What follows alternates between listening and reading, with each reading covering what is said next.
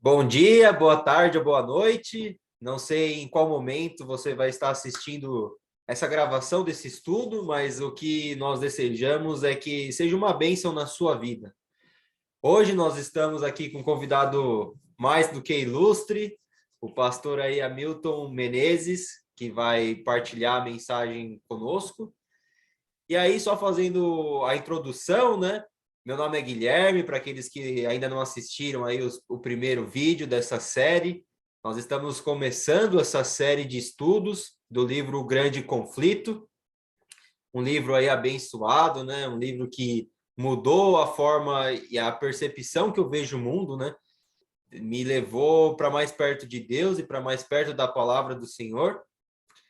E essa série é uma série que está começando aí um estudo da Igreja Boa Vista do Guilherme.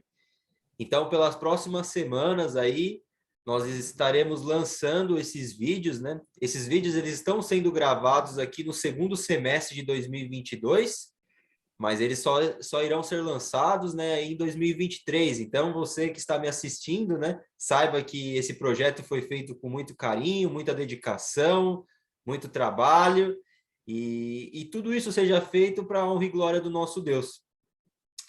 Eu gostaria aqui, então, de compartilhar a minha tela, só para que vocês verifiquem aqui, então, a nossa igreja. Então, algumas pessoas aí sempre perguntam, né? Então, esta é a nossa igreja, a amada igreja Boa Vista do Guilherme. É uma igreja aí mais centenária, né? E estamos aí localizados no interior do Rio Grande do Sul. E é uma honra estar com todos vocês aí para estudarmos um pouco mais a palavra de Deus. Mas agora vou passar a palavra para o nosso ilustre convidado, o pastor Hamilton Menezes. O senhor pode se apresentar, dizer aí aonde que o Senhor nosso Jesus está te levando, te usando, e a palavra é sua, pastor. É uma alegria muito grande cumprimentar vocês. Bom dia, boa tarde, boa noite também. Sou Hamilton Menezes, já há 41 anos trabalho com rádio. Tive a alegria de começar esse projeto em Miraguaí, interior do Rio Grande do Sul, junto com o nosso querido Leonide Tossin e toda a sua família. É muito bom participar, já conheço a Igreja de Boa Vista do Guilherme, quando ela fez 100 anos. Eu tive o privilégio de estar nesse lugar. É uma luz preciosa, maravilhosa. Trabalhei durante quase 25 anos na Rede Novo Tempo de Comunicação, cuidei de rádio, hoje estou aposentado e tenho dedicado meu tempo para ajudar aqueles que, de alguma forma, precisam da minha participação, contam com a minha participação e faço isso com muito prazer, com muito carinho. Quando foi me apresentado esse projeto, foi uma alegria imensa e um prazer imenso aceitar esse convite também. Muito bem, pastor. Muito obrigado por aceitar o convite. Sei que não é fácil, né? É uma correria para todos nós, né? Ainda mais os senhores, né, que são pastores, né? Eu imagino, né, a demanda que isso tem. Mesmo já aposentado, tenho certeza que o senhor o usa ainda muito, né? E tem bastante compromissos, né? Mas então, conforme foi dito, pegue o seu livro, O Grande Conflito, leia. É muito importante a leitura dos capítulos, então não substitua, né, assistir esse vídeo por ler o livro, né? Por mais que nós estamos fazendo esse estudo, é para incentivar a que todos venham a ler esse estudo, a ler o livro, né? Então, após o estudo, talvez assista esse estudo agora, fique conosco, mas ao final desse estudo, leia o livro, né? Pegue e leia, porque eu tenho certeza que com a explicação do pastor, vai abrir um pouco mais ainda a nossa mente, né? Eu gosto de ler um pouquinho, eu gosto de ler antes dos estudos e depois também, né? Porque após o nosso bate-papo, a nossa conversa, sempre acho novos tesouros, né? Novas preciosidades aqui dentro do livro. Então, eu passo a bola para o pastor. Pastor, inicia para nós com uma oração pedindo a unção do Espírito Santo e aí podemos começar o nosso estudo. Vamos orar, então? Grande Deus e Pai, que privilégio, que alegria temos de, nessa oportunidade, examinarmos um pouco da história e de como as profecias se cumpriram durante tempos tenebrosos, onde a Tua palavra foi escondida, massacrada, desprezada, mas mesmo assim as luzes continuaram brilhando ao longo da história. E hoje temos a alegria, Senhor, de ver o cumprimento das profecias em todos esses momentos.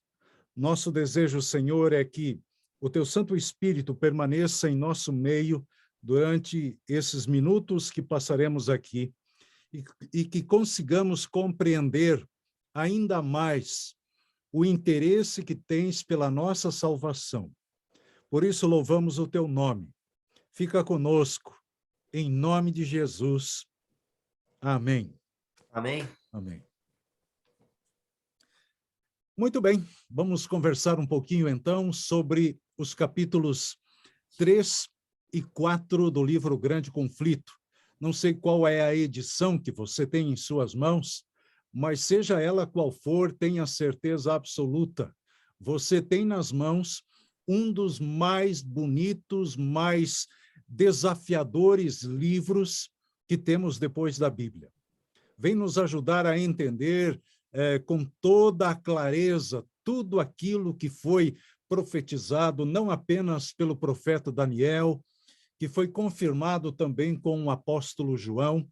E já aqui no comecinho do capítulo 3, a autora menciona o apóstolo Paulo na carta que escreveu aos Tessalonicenses, onde ele predisse a grande apostasia que teria como resultado o estabelecimento do poder papal.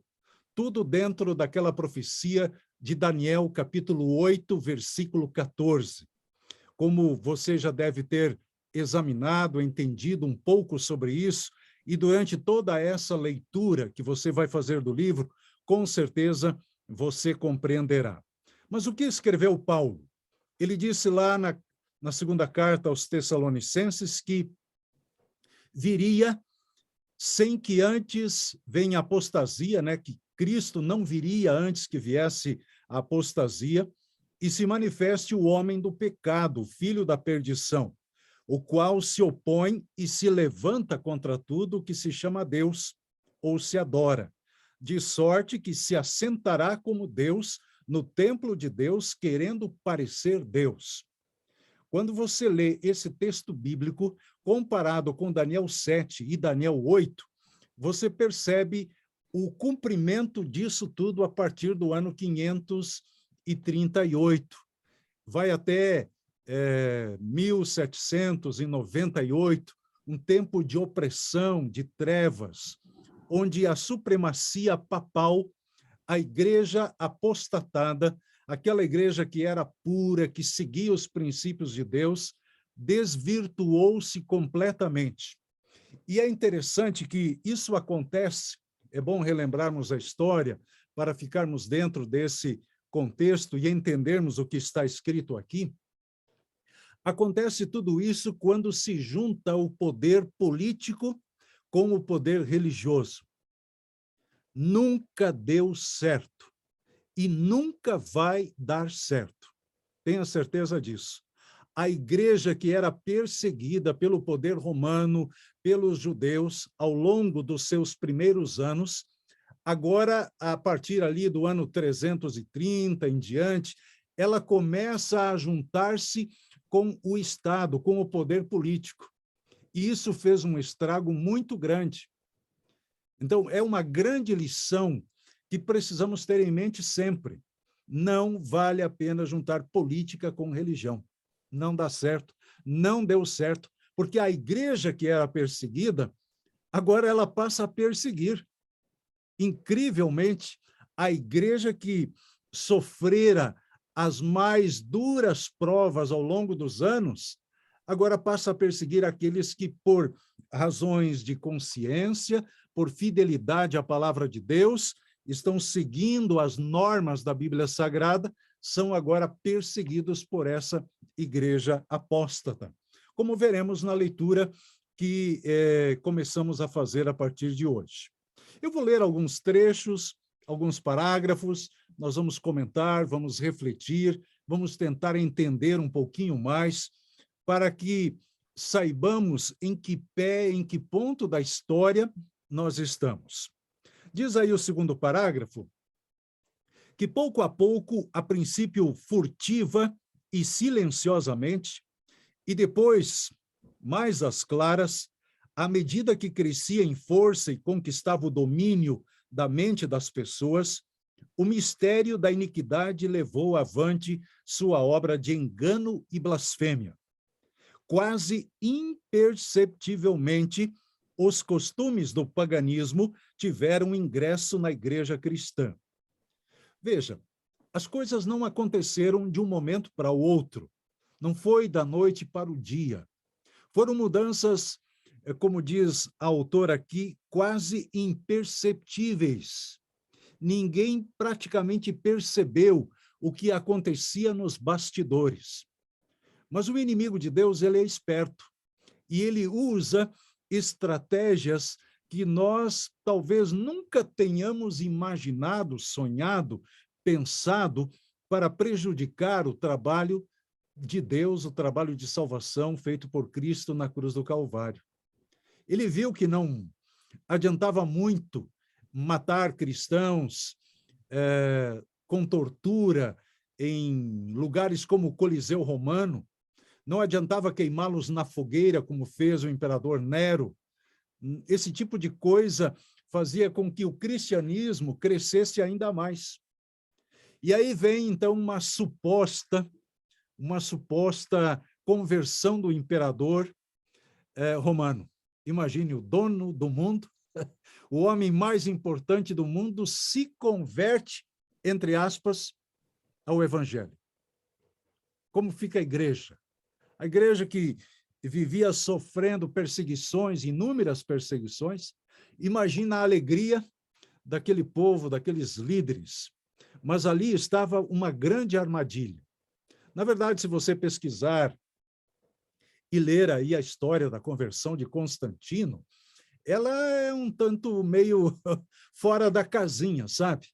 Ele adorava inúmeros deuses pagãos, e o cristianismo passou a ser mais um, né? Mais um deus dentro do Império Romano. Deram essa liberdade de culto, mas, ao mesmo tempo, essa mescla, essa junção entre igreja e Estado trouxe sérios prejuízos, não apenas no aspecto da liberdade, mas principalmente na questão de doutrinas. Tudo aquilo que estava transparente na palavra de Deus, tudo aquilo que era vivido pelos cristãos, passou a ser deixado de lado. E esses líderes se tornaram extremamente voltados para o materialismo, voltados para a ambição. Eles não tinham nenhum tipo de comunhão com as coisas de Deus. A palavra de Deus, ela era escondida. Dizem os escritores que as Bíblias eram acorrentadas aos púlpitos, apenas os líderes tinham acesso ao livro sagrado, e tudo isso foi tornando a situação cada vez mais complicada para aqueles que defendiam a palavra de Deus. Vários bispos que eram responsáveis por diferentes regiões do mundo daquela época foram sendo destituídos de suas funções. Apenas o bispo de Roma, que depois auto-intitulou-se Papa, passou a ser o líder dessa igreja. A Bíblia chama esse personagem de homem do pecado, predito na profecia como se opondo a Deus e exaltando-se sobre ele. Aquele gigantesco sistema de religião falsa é a obra-prima do poder de Satanás, monumento de seus esforços para sentar-se sobre o trono e governar a terra segundo a sua vontade.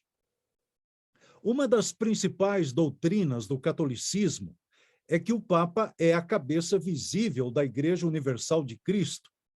Católica ou católico quer dizer universal.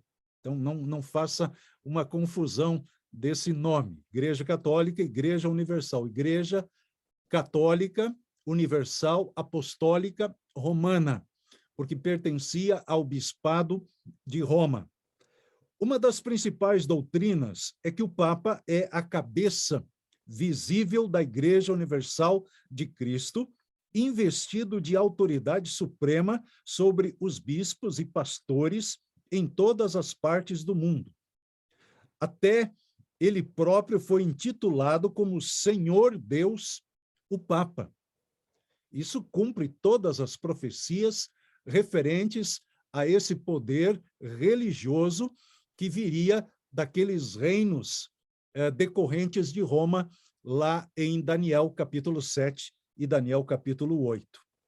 Então, o que ele faz? Ele exige a homenagem de todos os homens, ele exige não apenas essa obediência, né, de questões doutrinárias, mas uma obediência como se ele fosse o próprio Deus. E tudo o que o Papa falasse, tudo o que ele ensinasse, tudo o que ele exigisse, na verdade, eles deveriam entender, aceitar, os seres humanos, os demais seres humanos, né, porque ele se torna um Deus, deveriam aceitá-lo como se fosse realmente um representante ou o próprio Deus. E aí isso bate de frente com a lei de Deus, bate de frente com as questões de adoração, né?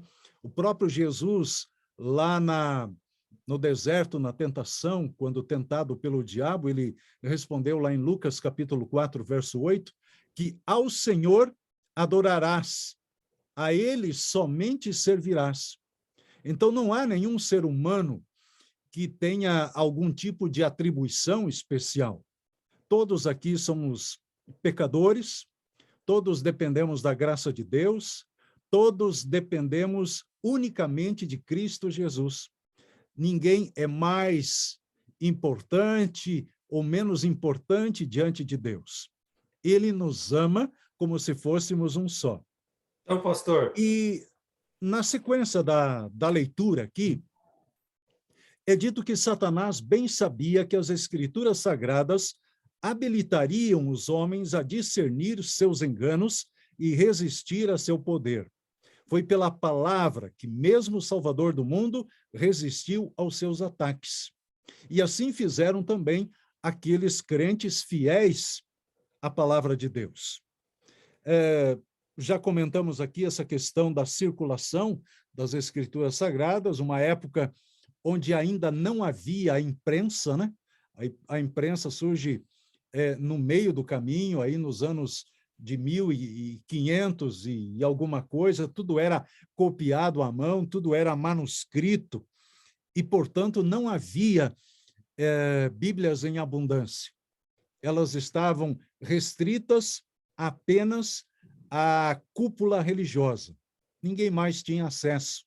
Então, era obrigado a qualquer cidadão acreditar que o líder estava falando a verdade, que ele estava ali em nome de Deus. Foi uma era de muita vergonha, né? Eu considero assim como um dos momentos mais vergonhosos do cristianismo na história. E hoje grandes filósofos, estudantes, ateus, questionam o cristianismo por conta disso. A Idade Média houve um desprezo total a tudo que realmente poderia trazer conhecimento, sabedoria, progresso à humanidade.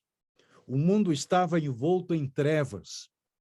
E é triste de constatar, é triste de dizer que a igreja cristã, entre aspas, tem um papel assim muito vergonhoso nessa história. Porém, sempre Deus teve um povo, um remanescente, alguém que se mantivesse fiel aos princípios da palavra de Deus. Nunca em nenhum momento na história, Deus ficou sem representantes. E estes permaneceram, levando a palavra de Deus, mesmo correndo o risco de perderem a própria vida. Milhares, milhões deram a própria vida pelo evangelho. E entre essas mudanças, a gente vê a adoração dos ídolos, aproveitando aquelas grandes estátuas dos deuses romanos, gregos, que receberam apenas a troca de nome, só trocaram a plaquinha que tem embaixo assim, né? E aquele grande, poderoso Deus passou a ser um apóstolo, um dos discípulos de Cristo. Essa adoração a imagens, a relíquias, né? Tudo foi levando a população chamada cristã para a idolatria e se eliminou dessa forma o segundo mandamento da lei de Deus. Ele foi eliminado dali. O 10º mandamento foi dividido em 2 partes, para que não ficassem, então, 9 mandamentos. O 4º mandamento, que era da observância do sábado, virou o 3º, né, para que a conta ficasse correta, e foi trocado pela adoração do dia do sol, o domingo. A autora diz lá que esse espírito de concessão ao paganismo abriu caminho para desrespeito ainda maior da autoridade do céu. Satanás, operando por meio de não consagrados dirigentes da igreja, investiu também contra o 4º mandamento e tentou pôr de lado o antigo sábado, o dia que Deus tinha abençoado e santificado. Está lá no capítulo 2 do livro do Gênesis, bem antes de qualquer judeu, de qualquer cristão. E foi trocado, então, pelo venerável dia do sol. Essa mudança, ela não foi, a princípio, tentada abertamente. Nos primeiros séculos, o verdadeiro sábado, ele foi guardado por todos os cristãos. Eram eles cientes da honra de Deus e crendo que sua lei é imutável, zelosamente preservavam a santidade de seus preceitos. Mas, como já dissemos no início, as mudanças elas não acontecem do dia para a noite, devagarinho, né? Como diz aí no interior do Rio Grande do Sul. Foi bem devagar. E elas foram sendo implantadas e depois foram sendo obrigadas para poderem, então, serem finalmente cobradas pela religião. Pastor, até me chamou bastante atenção esse verso aqui, né, do livro, que diz o seguinte: cessada a perseguição, o cristianismo abandonou a humildade, simplicidade de Cristo, em troca da pompa e orgulho dos sacerdotes e governantes pagãos. Então, isso demonstra para mim, né, o perigo dos dias que nós estamos vivendo hoje também, né? Porque hoje a gente tem liberdade, né? Mas essa tal liberdade é nesse momento aí que Satanás ele utiliza para desviar aqueles que querem adorar o verdadeiro Deus, né? Porque ele vai de pouquinho em pouquinho mudando, né? Conforme o senhor bem explicou, né? Exatamente. Aquilo que deveria ser liberdade virou uma libertinagem, né? Virou uma libertinagem. O povo simplesmente preferiu agora uma vida completamente diferente, distorcida daquilo que haviam vivido até então. O que mais importava era o quê? Era o poder. Era o poder, eram as benesses do poder. Era aquilo que eles outrora haviam condenado. E a nova terra, céu, essas coisas todas acabaram ficando para trás, infelizmente. Infelizmente. Em verdade. Então pode dar prosseguimento, pastor.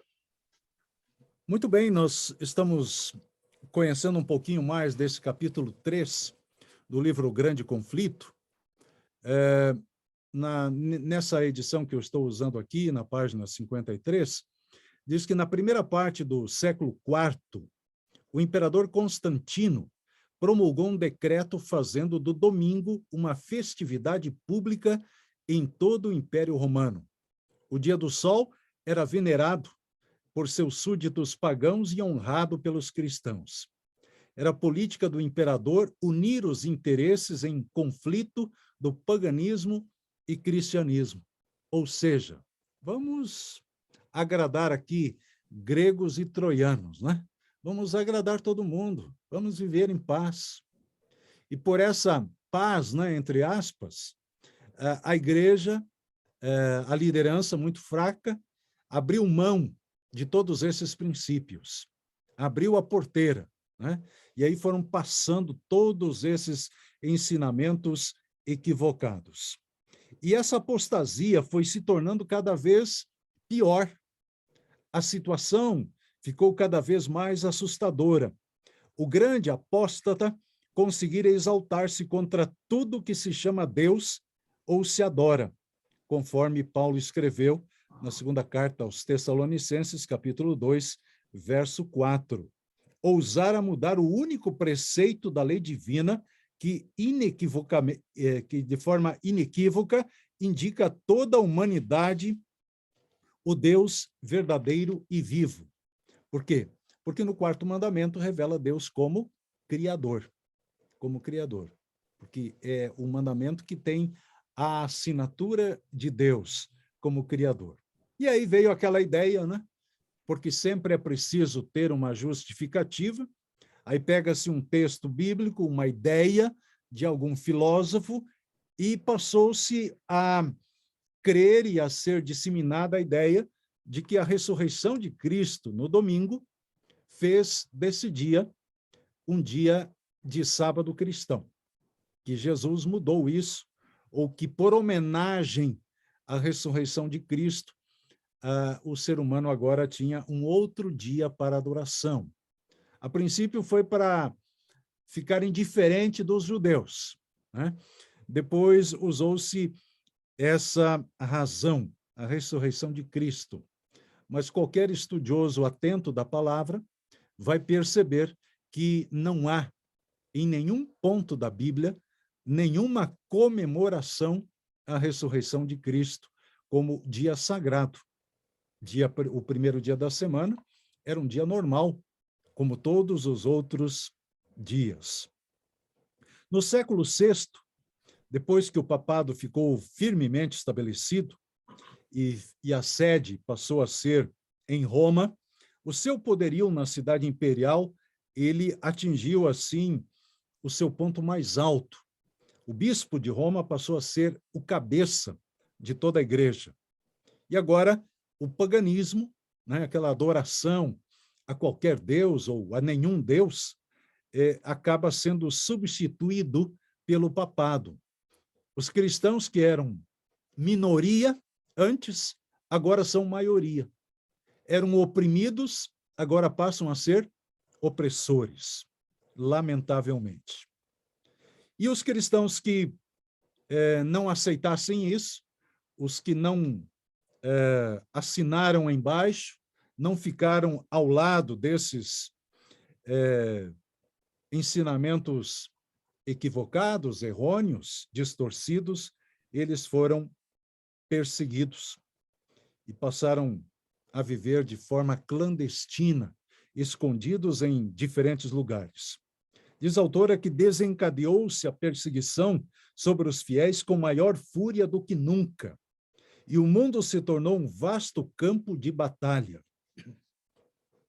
Durante séculos, a Igreja de Cristo encontrou refúgio no isolamento e obscuridade.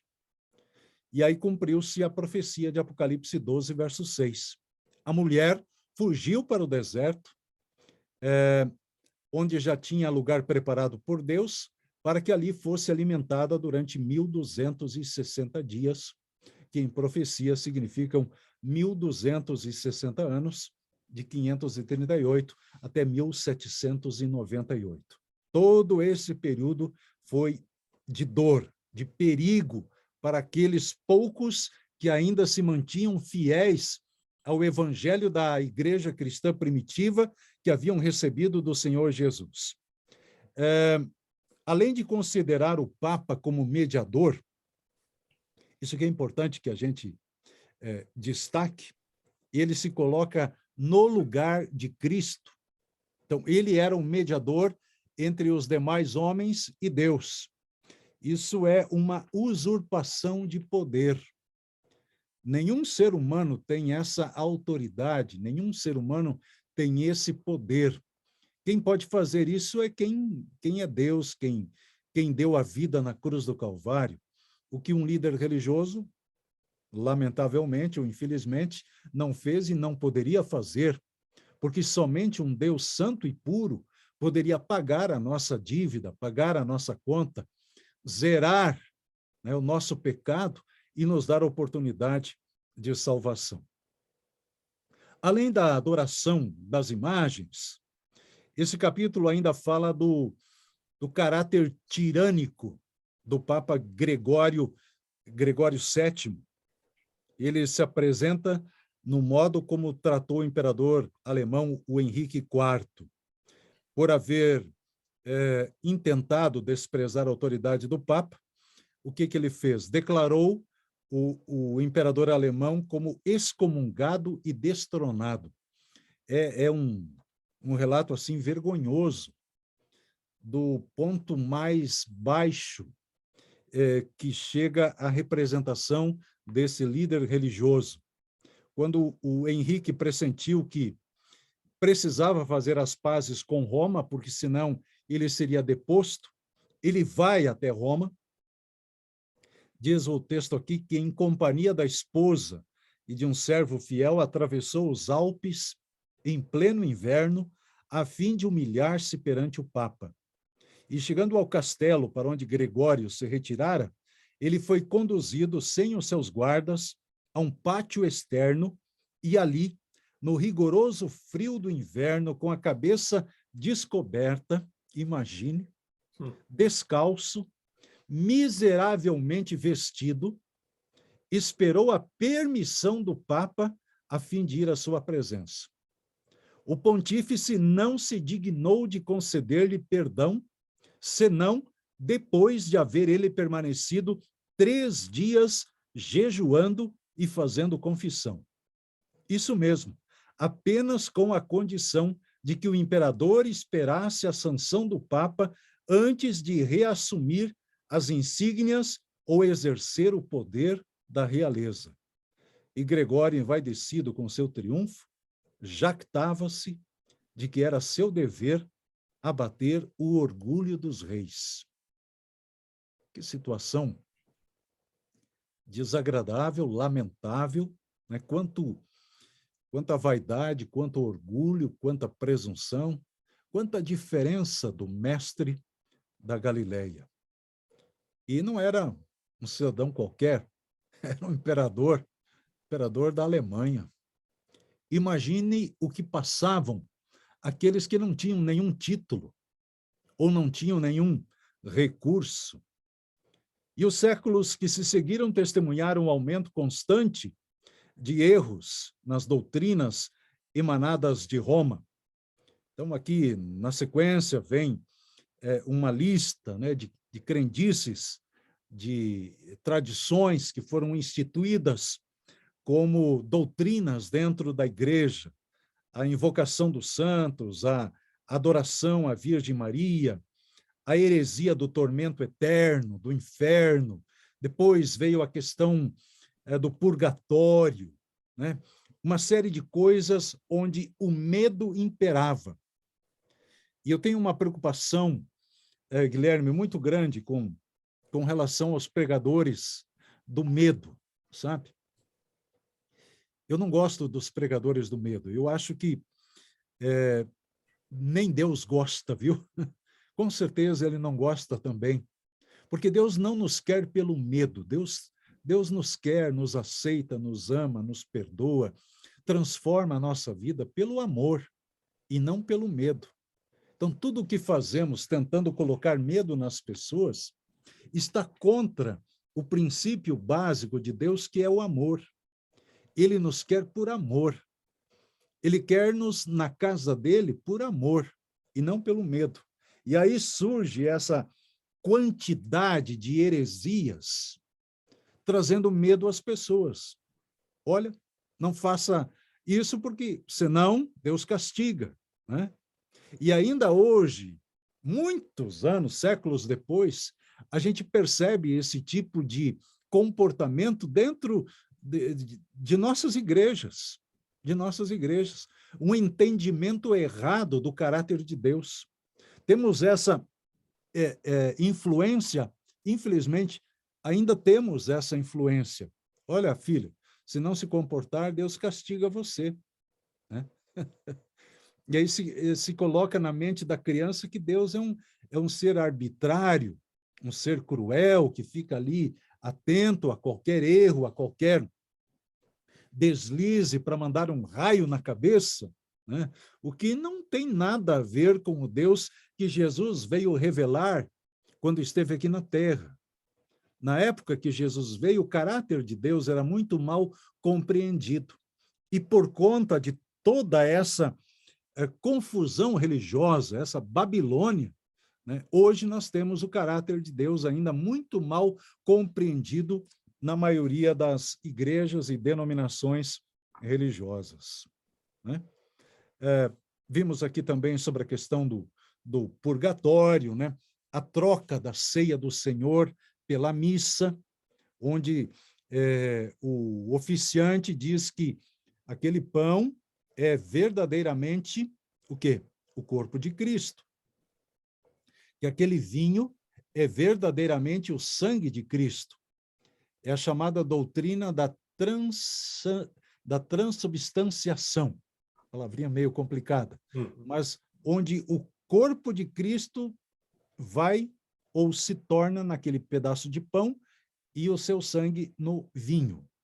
Uma doutrina que nada tem a ver com a realidade da palavra de Deus. E aí a Santa Ceia fica de lado, se cria também a missa, né? Depois vem a Inquisição, porque o povo vai se rebelando, né? Surgem os primeiros reformadores, aqueles que erguem a sua voz contra o poder dominante da igreja, e a Inquisição, que é chamada de santa, e de santa não tem nada, né? Não tem nada porque eles usavam esse departamento como uma, eu diria assim, uma gangue, né, que ficava caçando pessoas que eram fiéis à palavra, que desobedeciam ou não cumpriam os requisitos de Roma. E se recebia muito bem para participar da Santa Inquisição. Cada rebelde, né, que era morto, que era destituído da sua função ou tirado a sua vida, as propriedades ficavam para a igreja, ficavam para essas pessoas. Então, era algo assim extremamente aterrador. E se você pesquisar por aí, vai encontrar, aqui no nosso país, no Brasil também, houve algumas ações da chamada Santa Inquisição. Satanás e anjos dirigindo a mente de líderes, de homens, de mulheres, fazendo do papado o déspota do mundo. E a Igreja Católica, ela reconhece isso. A Igreja Católica Apostólica Romana, ela reconhece todos esses equívocos, todos esses erros, né? Mas, infelizmente, todos esses ritos, essas heresias, acabaram permanecendo, né? Porque o Papa é infalível, ou era infalível, né? Hoje já não se pensa mais tanto assim, e precisam, então, obedecer muito mais às tradições do que a própria palavra de Deus. Mais importante é aquilo que a igreja construiu, ergueu ao longo do tempo, do que aquilo que está na palavra do Senhor, o que é profundamente lamentável. No capítulo seguinte, capítulo 4, nós continuamos, então, a leitura aqui. Dentro desse mesmo contexto, surgem, então, aqueles que vão, aos poucos, trabalhando na mente e no coração das pessoas, resgatando tudo aquilo que durante séculos fora deixado de lado, fora escondido. E aí você vê o surgimento de grandes reformadores, de grandes homens, boa parte do grande conflito, ela vem destacando esses grandes homens. Mas surgem os primeiros, né? Defensores da verdade. Eles queriam apagar todo vestígio, qualquer registro que pudesse condenar todas essas mudanças que eles haviam executado. Mas não tem, né? Deus sempre manteve um remanescente, Deus sempre manteve um povo atento a tudo aquilo que estava acontecendo. Destaca-se aqui nesse capítulo o cristianismo primitivo na Grã-Bretanha, hoje Inglaterra, onde eles foram extremamente perseguidos pelo poder de Roma, porque resistiram durante muito tempo, mas muito tempo mesmo, toda essa corrupção, toda essa apostasia. Mas, aos poucos, né, eles foram sendo massacrados, convencidos, torturados e tiveram que surgir, tiveram que fugir de lugares para lugares assim bons, habitáveis, para lugares assim extremamente inóspitos, montanhas, pântanos. Precisavam viver escondidos, porque valia prêmio a cabeça de um rebelde, de um dissidente. Era a igreja perseguindo a igreja, né? E eles fizeram isso com extrema crueldade. O que aconteceu depois? Vemos o surgimento dos valdenses. Os valdenses surgiram na Itália, entre Itália e França. Ali fizeram um trabalho espetacular. Eles, além de copiarem trechos da palavra de Deus, eles usavam de suas atividades como comerciantes, como vendedores ambulantes, para disseminar as boas novas da palavra. Eles se mantinham fiéis àquilo que haviam recebido e faziam isso de forma bastante corajosa. Eles não tinham medo, não. Eles faziam com coragem, com determinação. Para muitos deles, isso representou perder a própria vida.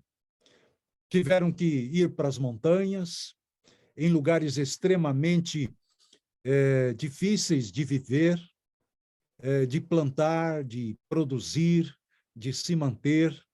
Eram constantemente atacados, denunciados. Imagine a situação desses homens. Se você nunca leu nada sobre os valdenses, procure no Google, pesquise aí valdenses. Você vai encontrar muita informação, muita literatura sobre esses defensores da palavra. Diz o autor aqui que os valdenses foram os primeiros dentre os povos da Europa a obter a tradução das Sagradas Escrituras. Centenas de anos antes da Reforma, possuíam a Bíblia em manuscrito na língua materna. Tinham a verdade incontaminada, e isso os tornava objeto especial de ódio e perseguição.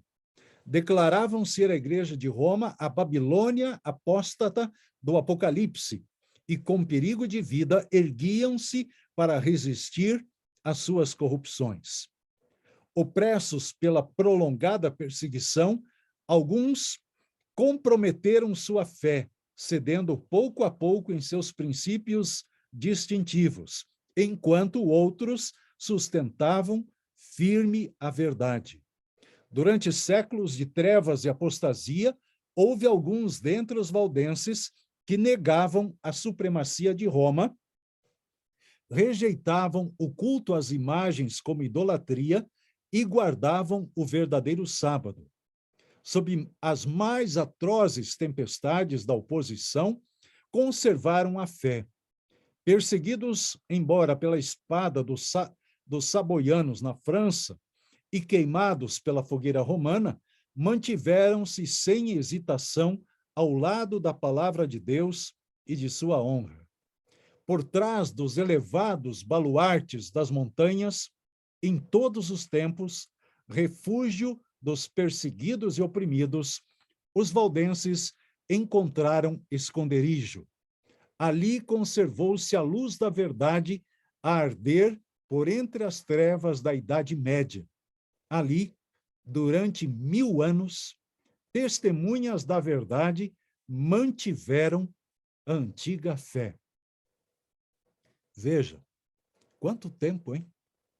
1000 anos, mais de 1000 anos, mantendo firme, geração após geração.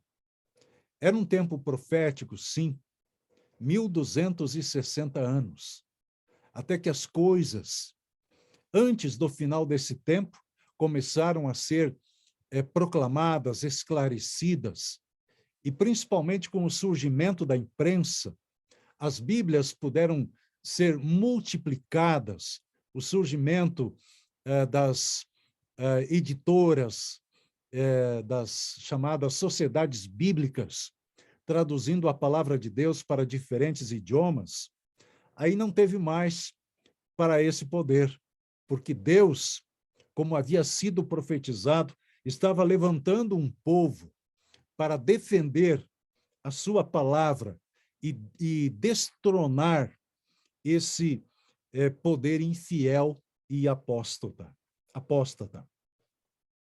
Diz aqui a autora que pura, singela e fervorosa era a piedade desses seguidores de Cristo.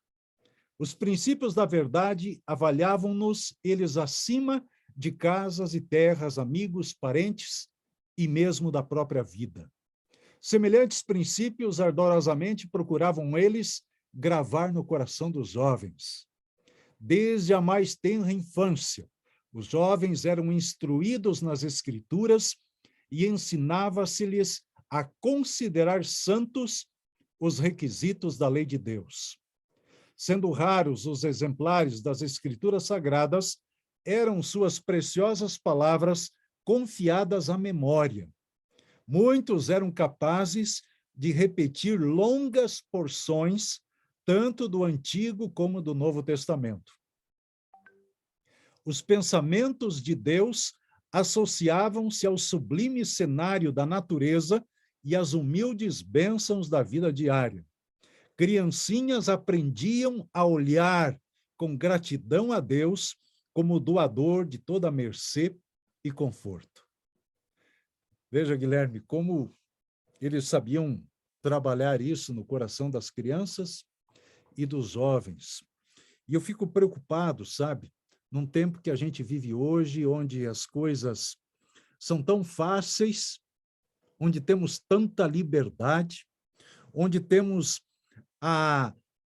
em profusão, em grande quantidade, exemplares do livro sagrado, onde temos a distribuição de milhões, nesse ano de 2023, de livros e mais livros, o grande conflito, né? Mas as pessoas têm preguiça de ler. Têm preguiça de ler. Pais que não oferecem, não incentivam os seus filhos a passar tempo com a palavra, a buscarem conteúdos preciosos como esse. E eu fico pensando, como será daqui a pouco? Como será o cristianismo com essas novas gerações? Você olha para o passado e você vê homens e mulheres que defendiam a palavra de Deus com a própria vida, com sangue. Com sangue. E hoje é tão difícil, né? Você encontrar pessoas interessadas, né? Porque não foram ensinadas, não foram ajudadas. Um dia colheremos um preço muito alto desse desprezo, dessa falta de interesse, né? Desse descuido com a educação de nossos jovens, de nossas crianças. A bandeira está na nossa mão, né? A bandeira esteve na mão de Cristo, passou pelas mãos dos apóstolos, passou pelas mãos desses grandes homens e mulheres de Deus, passou pelas mãos dos valdenses, e agora em 2022, 2023, está nas mãos de quem? Nas nossas mãos. Será que teríamos a mesma convicção, a mesma coragem, né? Será que sacrificaríamos a prosperidade temporal por amor à verdade, como fizeram os valdenses? Isso, tudo que temos lido, destacado aqui, nesses 2 capítulos, deveria nos levar a uma profunda reflexão.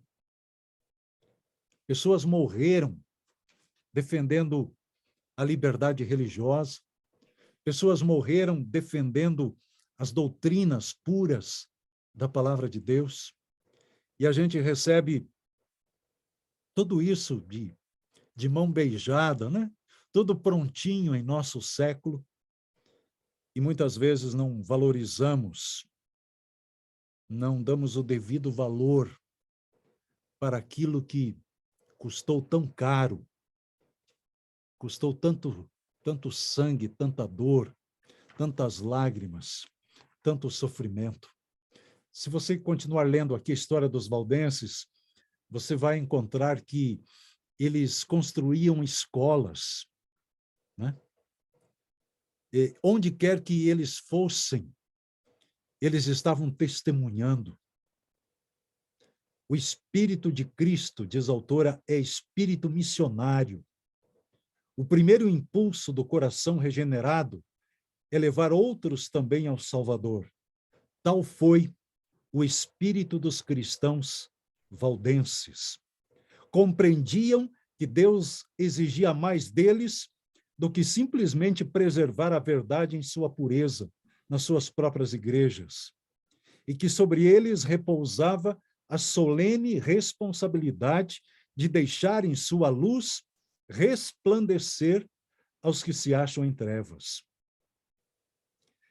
No Sermão da Montanha, Jesus disse que nós somos o sal e a luz, né? O sal atua de maneira invisível no alimento.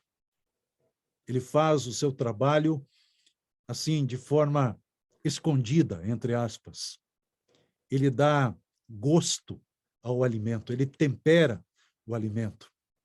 E na sequência, Jesus diz que nós somos também a luz. A luz não tem como esconder. A luz é visível. Deus espera que nós, como seguidores da palavra dele, vivamos assim, semeando, permeando entre as pessoas, na convivência, no trabalho, na escola, na faculdade, no dia a dia, influenciando as pessoas para o bem, para as coisas boas, sem necessariamente dar um estudo bíblico, vivendo o evangelho, sendo os melhores alunos, os melhores patrões, os melhores empregados. Isso é ser sal. E quando podemos e devemos ser luz, que a nossa luz brilhe, que a nossa luz transmita a salvação daquele que é a fonte da luz, Cristo Jesus. Diz aqui ainda, antes do encerramento do capítulo, a autora que os valdenses, eles ansiavam por repartir com essas almas famintas o pão da vida, revelar-lhes as mensagens de paz das promessas de Deus e apontar-lhes a Cristo como a única esperança de salvação. Ansiavam. Eu destaquei aqui na minha leitura, eles ansiavam. Eles tinham paixão por aquilo que eles acreditavam. Eles tinham paixão por Cristo, pela salvação em Jesus. Eles tinham vontade. Para uma geração acomodada, para um tempo de comodidades, de de fartura, de liberdade, assim, extrema. A gente olha para a história deles e fica com vergonha, né? Será que temos a mesma paixão quando falamos de política, quando falamos de futebol? Será que temos essa mesma paixão quando falamos de Cristo? É muito comum você propagar qualquer coisa, qualquer fake news, sem saber, às vezes, nas redes sociais, porque é o nosso político de estimação. É muito fácil, mas será que temos a mesma coragem, a mesma determinação, a mesma disposição para falar do Evangelho, para falar de Cristo Jesus? Muitos não se iludiam em relação às pretensões de Roma. Viam quão vã é a mediação de homens ou anjos em favor do pecador. Raiando-lhes na mente a verdadeira luz, exclamavam com regozijo: Cristo é meu sacerdote, seu sangue é meu sacrifício, seu altar é meu confessionário. Confiavam-se inteiramente aos méritos de Jesus, repetindo as palavras: sem fé é impossível agradar-lhe. Que Deus nos ajude a nos exemplificarmos ou a nos inspirarmos. Talvez a melhor palavra seria a nos espelharmos nesses defensores da verdade, proclamadores da luz de Cristo. Esse mesmo desejo, essa mesma disposição, ela seja uma realidade na sua vida também. Há muitos que não conhecem a palavra. Por isso, leia a palavra. Procure viver, entender, estudar vida de homens e de mulheres que foram leais, que foram fiéis, que, mesmo perdendo tudo, eles não perderam o que de mais precioso tinham, a pérola de grande preço, Cristo Jesus. Amém. Amém, pastor. Muito obrigado. Deus seja louvado. Que incrível esse livro, né? Que passeio na história que nós fazemos ao ler, ao estudar esse livro, né? Nós viajamos mesmo no tempo, né? E vemos como Deus guiou um povo, né? Sempre teve aí um povo remanescente, né? E nós, né, a Igreja Adventista, hoje somos esse povo, né? Os que guardam os mandamentos de Deus e têm a fé de Jesus. Então, como o pastor nos disse, a bandeira hoje está conosco, né? Então, que a gente avance anunciando aí a breve volta de Jesus. Então, se você gostou desse estudo, desse vídeo, curta, compartilha com as pessoas, com seus amigos, para que a mensagem alcance ainda mais pessoas, né? Eu vou compartilhar aqui a minha tela nesse momento para partilhar um pouco mais desse projeto, né? Então, esse projeto de estudos, né, que nós estamos promovendo aqui na Igreja Boa Vista do Guilherme, ele é parte dessa ação para arrecadar fundos para o Impacto Esperança 2023. Então, nós temos aí a missão, né? Nós estamos carregando a bandeira de Cristo aqui no interior do Rio Grande do Sul e pretendemos fazer aí um grande movimento aí nesse ano de 2023. Então, nós contamos com a ajuda de vocês. Quem puder e quem ficou aqui conosco até o final desse estudo e gostaria de fazer uma doação para a entrega desses livros, né? Os livros vão estar com preço ali super promocional para as igrejas aí no ano de 2023, um preço de R$ 1,60. Então vai ser um valor bem baixo mesmo, para que as igrejas possam aí arrecadar aí o máximo de livros possíveis para a gente fazer uma grande distribuição desses livros nesse ano, né? Então, o nome do destino aí é IASE de Boa Vista do Guilherme, da nossa igreja aqui do Rio Grande do Sul. Os dados bancários, né, a conta corrente conta corrente, agência 0789, a conta da igreja é a 06-154-35-701 e a instituição financeira é o Banco Banrisul.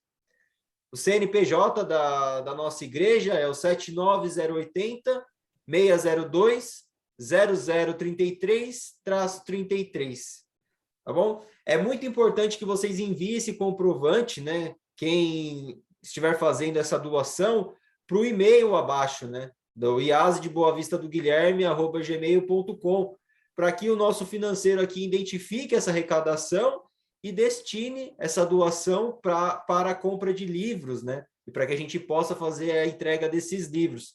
Então, ao final desse estudo, né? Ao final dessa campanha de arrecadação, nós estaremos gravando, então, a entrega desses livros para vocês também poderem acompanhar. Nós vamos partilhar aqui no canal a entrega desses livros, pretendemos fazer aí um evento aqui na praça, né? Da região, né? E para fazer essa entrega aí para o maior número de pessoas possíveis, né? Como bem disse o pastor aí, sobre o tamanho da preciosidade que nós temos nas mãos, né? Eu não nasci num lar adventista, eu vim num lar católico, né? Eu era católico, inclusive, e a palavra de Deus me abriu os olhos, né? Me libertou, né? Quantas pessoas aí fora, né? Precisam receber essa mensagem, né? Quantos estão aí enganados, né? Tentando adorar a Deus do jeito que eles conhecem, né? Quantos estão sendo enganados acerca do caráter de Deus, como bem mencionou o pastor, né? Que não conhece o nosso Senhor Jesus realmente, né? Um Senhor de graça, de misericórdia, de amor e de justiça também, né? Então, meus irmãos, conto com a ajuda de cada um de vocês. Muito obrigado, pastor Hamilton. Olha, Deus seja louvado pela sua explanação, assim, acredito que vai ser muito válida para todos nós. E avancemos com a bandeira do Senhor Jesus, ensanguentada do Senhor Emanuel. Muito obrigado e até uma próxima. Tchau, tchau.